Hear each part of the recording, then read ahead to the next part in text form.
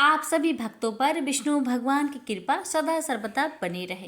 प्यारे भक्तों, आज वैशाख मास की कृष्ण पक्ष की एकादशी तिथि है। यह तिथि विष्णु भगवान को समर्पित है। एकादशी व्रत करने से भगवान विष्णु और माँ लक्ष्मी दोनों ही प्रसन्न होते हैं। एकादशी व्रत करने वाले घर में सुख समृद्धि का वास होता है और जाने अनजाने में किए गए पाप कर्मों का नाश होता है। खास बात यह है कि बरोथनी एकादशी के बारे में कहा गया है कि यह सौभाग्य को देने वाली और सभी पापों को नाश करने वाली है। यह एकादशी रखने वाले व्यक्ति को मोक्ष की प्राप्ति होती है। प्यारे भक्तों, साल 2025 में बरोथनी एकादशी का व्रत 24 अप्रैल को रखा जाएगा और पारण का समय रहेगा 25 अप्रैल को सुबह 5:46 बजे से 8:23 बजे के बीच होगा। पारण तिथि यानी 25 अप्रैल को सुबह 11:44 बजे से द्वादशी समाप्त हो जाएगी। अब आइए रसपान करते हैं बरोथनी एकादशी की दिव्य कथा। कथा शुरू करने से पहले एकादशी व्रत करने वाले सभी भक्तों से हमारी निवेदन है कि कमेंट बॉक्स में लक्ष्मीपति विष्णु भगवान की जयकारा अवश्य लगाए और इस पावन कथा को ज़्यादा से ज़्यादा शेयर करें। प्रेम से बोलिए जय श्री गणेश। ओम नमो भगवते वासुदेवाय। एक समय की बात है, एक बार नर्मदा नदी के तट पर मान्यधाता नाम के राजा का राज हुआ करता था। वह बड़ा ही तपस्वी थे। एक समय ऐसा आया कि राजा की तपस्या के दौरान एक जंगली भालू आया और राजा के पैर चबाने लगा, लेकिन राजा अपने तपस्या में लीन थे। भालू राजा को घसीटकर जंगल में ले गया। भालू को देख राजा बहुत डर गए। इस दौरान उसने भगवान विष्णु से जीवन रक्षा करने के लिए प्रार्थना की, तो उस राजा की करुणा भरी पुकार सुनकर प्रभु वहां प्रकट हुए और भालू को मारकर राजा के प्राण बचाए। तब तक भालू ने राजा का पैर खा लिया था। इसकी वजह से राजा बेहद दुखी था। राजा को इस परिस्थिति में देखकर भगवान विष्णु ने उसको एक उपाय बताया। भगवान ने राजा को बरोथनी एकादशी व्रत करने के लिए कहा। राजा ने प्रभु की बात को मानकर बरोथनी एकादशी का व्रत किया और उसने वरावतार की पूजा की। इसके बाद इस व्रत के प्रभाव से राजा फिर से सुंदर शरीर वाला हो गया। मृत्यु के पश्चात उसे स्वर्ग की प्राप्ति हुई। इसी तरह बरोथनी एकादशी की शुरुआत हुई। प्रेम से बोलिए ओम नमो भगवते वासुदेवाय। जय श्री हरि। अब आइए प्यारे भक्तों, हम सुनते हैं एकादशी व्रत की दूसरी कथा। धर्मराज युधिष्ठिर बोले, हे भगवान, वैशाख मास के कृष्ण पक्ष की एकादशी का क्या नाम है, उसकी विधि क्या है तथा उसके करने से क्या फल प्राप्त होता है, आप विस्तार पूर्वक मुझसे कहिए। मैं आपको नमस्कार करता हूँ। श्री कृष्ण कहने लगे कि हे राजन, इस एकादशी का नाम बरोथिनी है। यह सौभाग्य देने वाली, सब पापों को नष्ट करने वाली तथा अंत में मोक्ष देने वाली है। इस व्रत को यदि कोई अभागिनी स्त्री करे तो उसको सौभाग्य मिलता है। इस बरोथनी एकादशी के प्रभाव से राजा मान्यधाता स्वर्ग को गया था। बरोथनी एकादशी का फल 10,000 वर्ष तक तप करने के बराबर होता है। कुरुक्षेत्र में सूर्य ग्रहण के समय एक मन स्वर्ण दान करने से जो फल प्राप्त होता है, वही फल बरोथनी एकादशी के व्रत करने से मिलता है। बरोथनी एकादशी के व्रत को करने से मनुष्य इस लोक में सुख भोग कर परलोक में स्वर्ग को प्राप्त होता है। शास्त्रों में कहा गया है कि हाथी का दान घोड़े के दान से श्रेष्ठ है। हाथी के दान से भूमि दान, भूमि के दान से तिलों का दान, तिलों के दान से स्वर्ण का दान तथा स्वर्ण के दान से अन्न का दान श्रेष्ठ है। अन्न का दान के बराबर कोई दान नहीं है। अन्न दान से देवता, पितर और मनुष्य तीनों तृप्त हो जाते हैं। शास्त्रों में इसको कन्यादान के बराबर माना गया है। बरोथनी एकादशी के व्रत से अन्न दान तथा कन्यादान दोनों के बराबर फल मिलता है। जो मनुष्य लोभ के बस होकर कन्या का धन लेते हैं वे प्रलय काल तक नरक में वास करते हैं या उनको अगले जन्म में बिलाव का जन्म लेना पड़ता है। जो मनुष्य प्रेम एवं धन सहित कन्या का दान करते हैं उनके पुण्य को चित्रगुप्त भी लिखने में असमर्थ है। उनको कन्यादान का फल मिलता है। बरुथनी एकादशी का व्रत करने वाले को दशमी के दिन निम्नलिखित वस्तुओं का त्याग करना चाहिए। कांसे के बर्तन में भोजन करना, मांस, मसूर की दाल, चने का साग, कोदो का साग, मधु यानी शहद, दूसरे का अन्न, दूसरी बार भोजन करना एवं स्त्री प्रसंग। व्रत वाले दिन जुआ नहीं खेलना चाहिए। उस दिन पान खाना, दातून करना, दूसरों की निंदा करना एवं पापी मनुष्य के साथ बातचीत सब त्याग देना चाहिए। उस दिन क्रोध, मिथ्या भाषण का त्याग करना चाहिए। इस व्रत में नमक, तेल अथवा अन्न वर्जित है। हे राजन, जो मनुष्य विधिवत इस एकादशी को करते हैं उनको स्वर्ग लोक की प्राप्ति होती है। अतः मनुष्य को पापों से डरना चाहिए। इस व्रत के महात्म्य को पढ़ने से 1000 गौदान का फल मिलता है और इसका फल गंगा स्नान के फल से भी अधिक है। हे विष्णु भगवान, आपकी इस पावन महात्म्य कथा को कहने वाले और श्रद्धा भाव से सुनने वाले भक्तों पर अपनी कृपा सदा सर्वदा बनाए रखना। अब सुनिए तीसरी कथा, एकादशी माता की व्रत कथा। एक बार एक राज्य में एक राजा रहा करता था। राजा बहुत ही बुद्धिमान और बलशाली था। राजा सदैव अपनी प्रजा का बहुत अच्छे से ध्यान रखता था। प्रजा भी अपने राजा को बहुत पसंद करते थे। राजा की 2 बेटियां थीं। राजा अपनी दोनों बेटियों से बहुत प्रेम करता था। राजा की छोटी बेटी देखने में बहुत सुंदर और आकर्षण थी और राजा की बड़ी छोटी बेटी के मुकाबले थोड़ा कम सुंदर थी।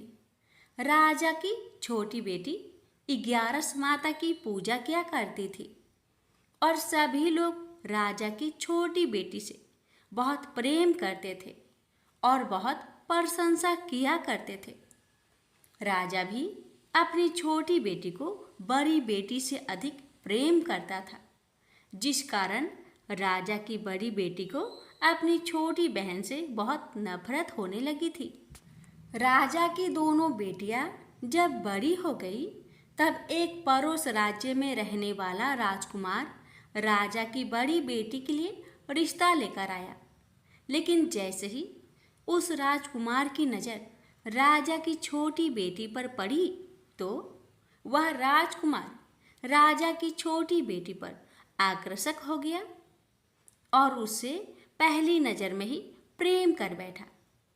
उस राजकुमार ने राजा की बड़ी बेटी के साथ विवाह करने से मना कर दिया और उसने राजा से कहा कि मैं आपकी छोटी बेटी से विवाह करना चाहता हूँ।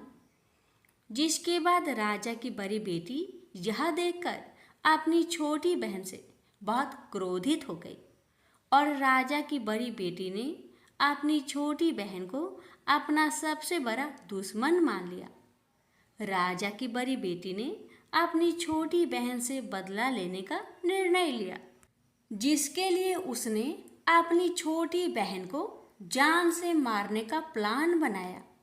राजा की बड़ी बेटी ने अपनी छोटी बहन को मारने के लिए सबसे पहले एक लड्डू में जहर मिलाकर अपनी छोटी बहन को दे दिया और उसको लड्डू खाने के लिए कहा।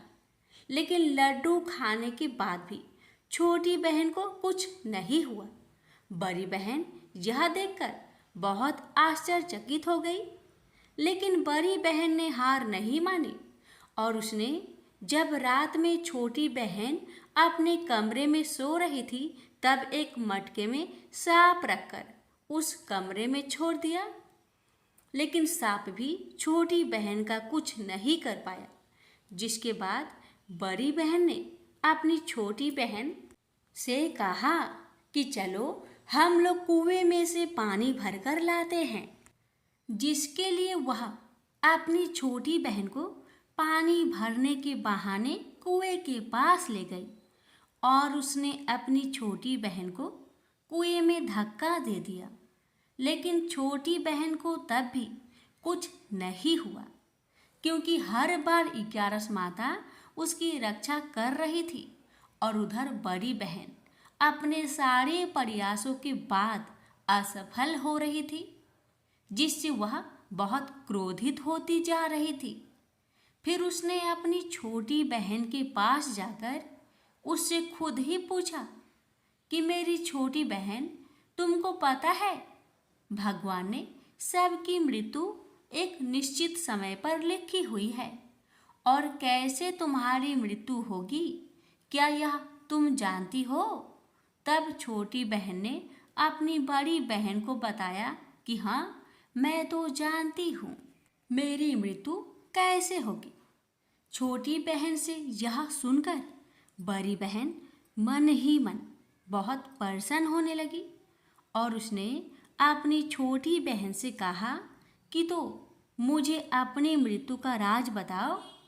छोटी बहन ने अपनी बड़ी बहन से कहा कि मेरी मृत्यु तो एक तोते में है, जो तोते के गले में एक हार है, उससे मेरी मृत्यु होगी।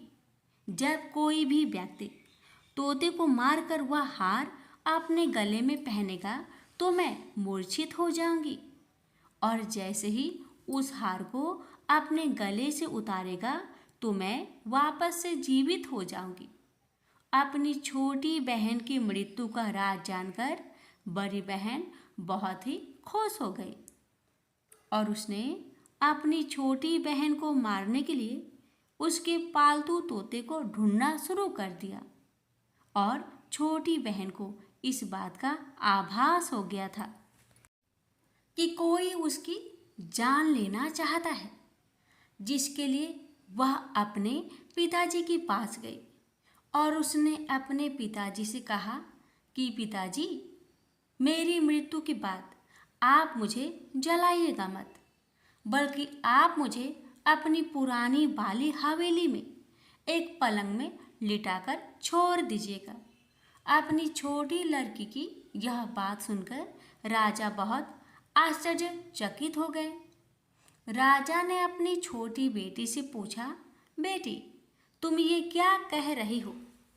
तब राजा की छोटी बेटी ने बताया, पिताजी, समय किसी के लिए नहीं रुका है, कब क्या हो जाए किसी को कुछ पता नहीं है। और फिर राजा ने अपनी छोटी बेटी से कहा कि तुम ऐसी बातें क्यों कर रही हो? 3 दिन में तो तुम्हारा विवाह है। लेकिन छोटी बेटी ने अपने पिताजी को ऐसा करने पर मजबूर कर दिया और उनसे वचन ले लिया। राजा ने भी अपनी छोटी बेटी की बात स्वीकार कर ली और 2-3 दिनों के बाद जब शादी का समय आया तब राजकुमार बारात लेकर राजा के घर आया और राजकुमार और राजा की छोटी बेटी का विवाह शुरू हो गया। जैसे ही राजा की छोटी बेटी राजकुमार के साथ फेरे लेना शुरू करती है तो उसकी बड़ी बहन अपनी छोटी बहन के कमरे में जाकर उसके तोते को पकड़ लेती है और उसको जान से मार देती है। तोते के गले में जो हार था उसको अपने गले में धारण कर लेती है। जैसे ही बड़ी बहन उस हार को अपने गले में धारण करती है तो उधर छोटी बहन 3.5 फेरे ही ले पाती है और वहीं पर बेहोश होकर गिर जाती है। जिसके बाद राजा ने बड़े बड़े दर्द हकीमों को बुलाया और अपनी छोटी बेटी का इलाज करने के लिए कहा। राजा की बात सुनकर वैद्य ने छोटी बेटी को जब चेक किया तो राजा को बताया कि आपकी छोटी बेटी ना तो जीवित है और ना ही मरी हुई है। यह मैं ऐसा पहली बार देख रहा हूँ। राजा ने वैद्य और हकीम को यह बात बाहर बताने से मना कर दिया और उनको कहा कि अगर तुमने यह बात किसी को बाहर बताई तो हम तुम्हें फांसी दे देंगे। राजा ने अपनी छोटी बेटी को पुराने महल में ले जाकर एक पलंग में लिटा दिया और वहां पर कुछ सैनिक को तैनात कर दिया। वापस अपने महल पर आ गया।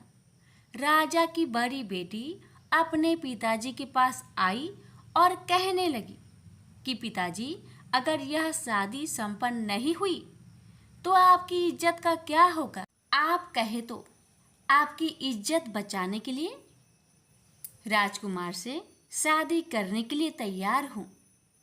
जिसके बाद राजा ने अपनी बड़ी बेटी की बात मान ली और राजा ने बड़ी बेटी को छोटी बेटी की कपड़े पहनाकर मंडप पर भेज दिया। लेकिन राजकुमार यह जान गया कि यह राजा की छोटी बेटी नहीं बल्कि यह राजा की बड़ी बेटी है। लेकिन जब राजकुमार ने शादी करने से मना किया तो सभी लोगों ने राजकुमार को विवश करके राजा की बड़ी बेटी से बचे हुए फेरे को संपन्न करा दिया और विवाह करवा दिया। जिसके बाद राजकुमार राजा की बड़ी बेटी को अपने महल ले गया। राजकुमार राजा की बड़ी बेटी से ना तो बात करता था, न ही उसको पसंद करता था और ना ही उसके आसपास भटकता था। और राजकुमार ने यह फैसला लिया था कि वह अपनी प्रेमिका को ढूंढ कर रहेगा और यह जानकर रहेगा कि उसके साथ हुआ क्या है। एक दिन राजकुमार अपने घोड़े पर सवार होकर राजा के पुराने महल के पास पहुंच गया, जहां पर उसने कुछ सैनिकों को देखा। महल के पास पहुंचकर राजकुमार ने जब महल को ध्यान से देखा तो वह समझ गया कि यह तो हमारे ससुर जी का महल है। तब राजकुमार ने सैनिकों से पूछा, तुम लोग यहाँ क्या कर रहे हो और इस महल के अंदर उस पलंग में कौन लेटा है? जिसके बाद सैनिकों ने बताया कि जहाँ पर राजा की छोटी बेटी लेटी है। यह सुनकर राजकुमार बहुत प्रसन्न हो गया और वह तुरंत अपनी प्रेमिका के पास पहुंच गया और उसकी सेवा करने लगा। जैसे ही रात हुई तो राजा की छोटी बेटी उठकर खड़ी हो गई। राजकुमार यह देखकर बहुत खुश हो गया और उसने अपनी प्रेमिका से पूछा कि तुम यहाँ क्या कर रही हो? तुम मेरे साथ मेरे घर चलो।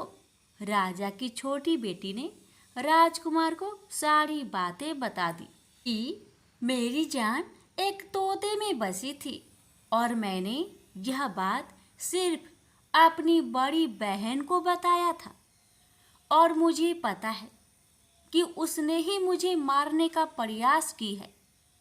उसके पास एक हार है जिसको वह सुबह पहन लेती है और रात को उतार देती है। जब तक वह हार को पहने रहती है तब तक मैं मूर्छित रहती हूँ और जैसे ही वह हार को उतार देती है तो मैं जीवित हो जाती हूँ।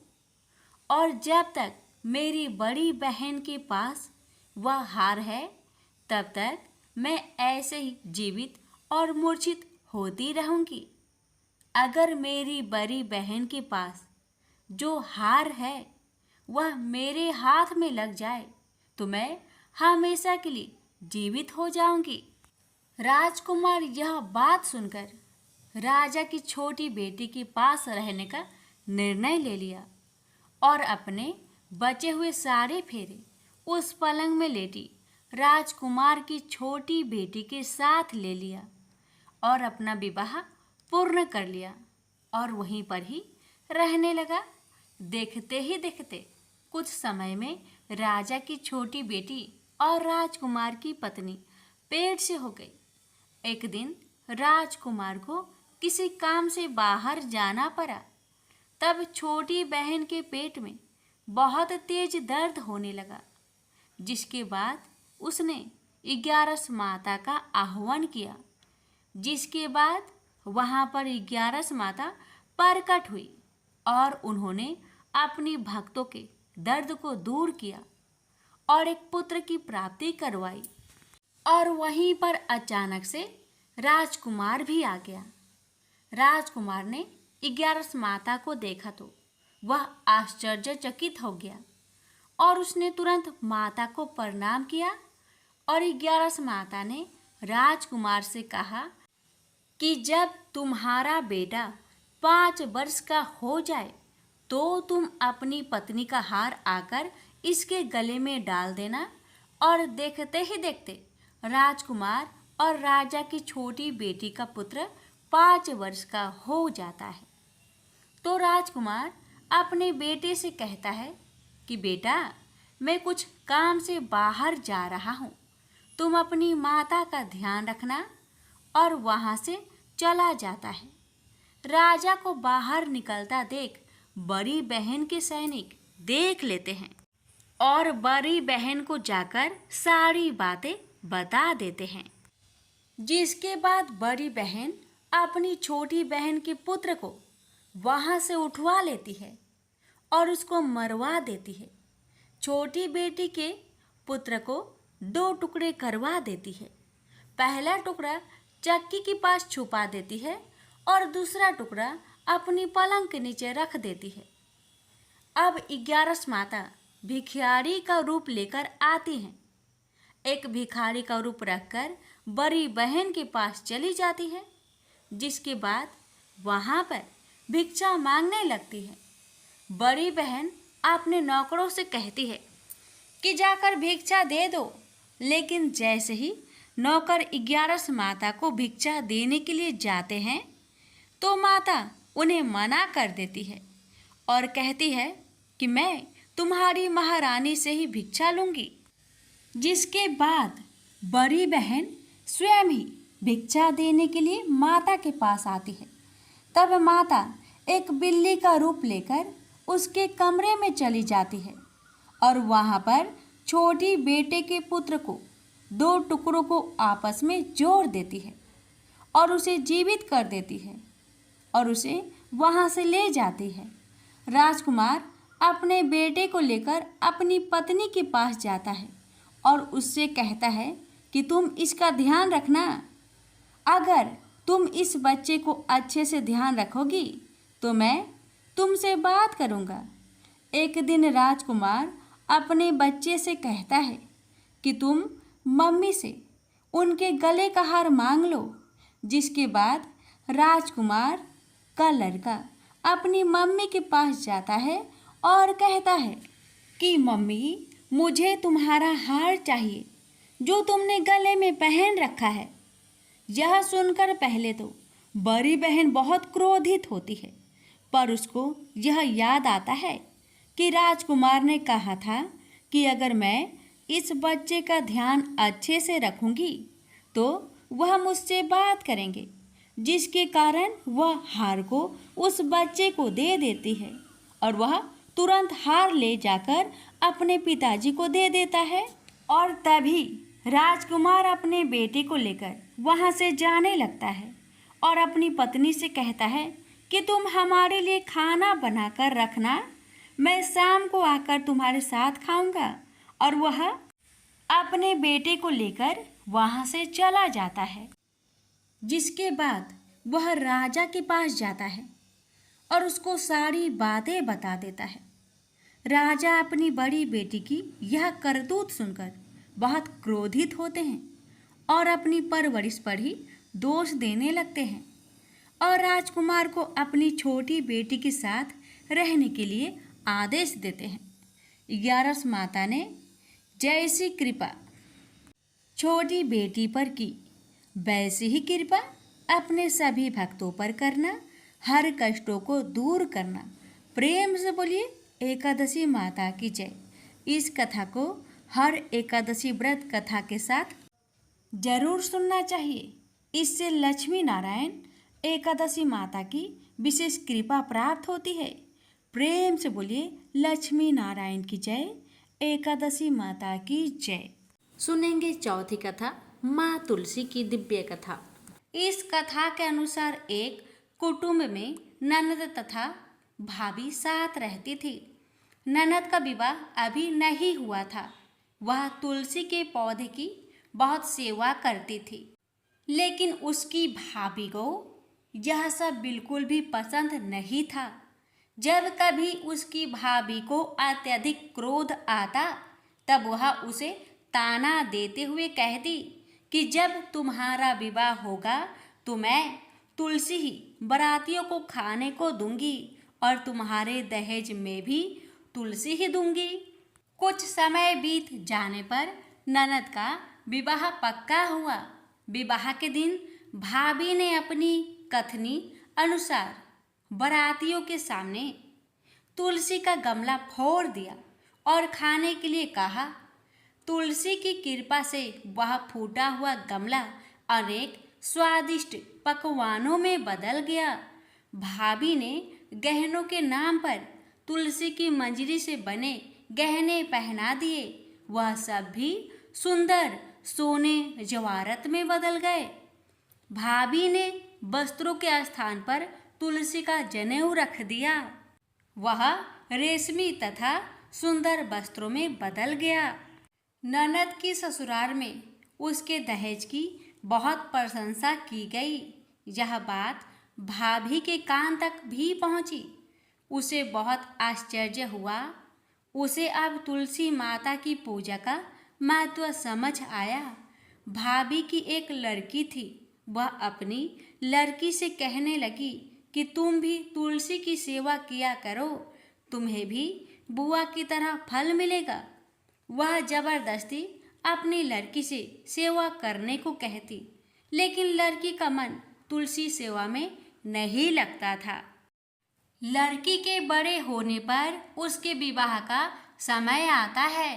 तब भाभी सोचती है कि जैसा व्यवहार मैंने अपनी ननद के साथ किया था, वैसा ही मैं अपनी लड़की के साथ भी करती हूँ, तो यह भी गहनों से लद जाएगी और बारातियों को खाने में पकवान मिलेंगे। ससुराल में इसे भी बहुत इज्जत मिलेगी। यह सोचकर वह बारातियों के सामने तुलसी का गमला फोड़ देती है, लेकिन इस बार गमले की मिट्टी मिट्टी ही रहती है। मंजरी तथा पत्ते भी अपने रूप में ही रहते हैं। जनेऊ भी अपना रूप नहीं बदलता है। सभी लोगों तथा बारातियों द्वारा भाभी की बुराई की जाती है। लड़की के ससुराल वाले भी लड़की की बुराई करते हैं। भाभी कभी ननद को नहीं बुलाती थी। भाई ने सोचा मैं बहन से मिलकर आता हूँ। उसने अपनी पत्नी से कहा और कुछ उपहार बहन के पास ले जाने की बात कही। भाभी ने थैले में ज्वार भरकर कहा कि और कुछ नहीं है, तुम यही ले जाओ। वह दुखी मन से बहन के पास चल दिया। वह सोचता रहा कि कोई भाई अपने बहन के घर ज्वार कैसे ले जा सकता है। यह सोचकर वह एक गौशाला के पास रुका और ज्वार का थैला गाय के सामने पलट दिया। तभी गाय पालने वाले ने कहा कि आप गाय के सामने हीरे मोती तथा सोना क्यों डाल रहे हो। भाई ने सारी बात उसे बताई और धन को लेकर खुशी खुशी अपनी बहन की घर की ओर चल दिया। दोनों भाई बहन एक दूसरे को देखकर अत्यंत प्रसन्न हुए और भाई ने अपनी सारी कहानी अपनी बहन को सुनाया कि कैसे तुलसी माता की कृपा से ज्वार के दाने सोने चांदी हीरे मोती में बदल गए। बहन ने कहा, भैया तुलसी माता की महिमा बहुत निराली है।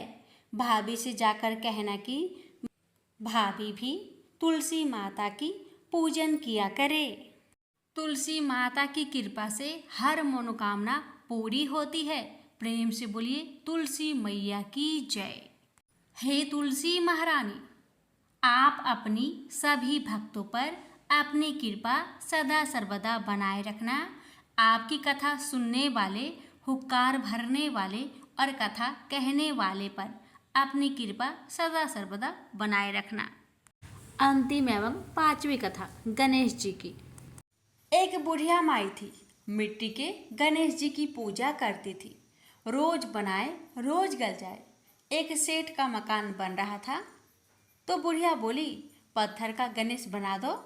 मिस्त्री बोले, जितने में हम तेरा पत्थर का गणेश जी करेंगे उतने में अपनी दीवार ना चिनेंगे।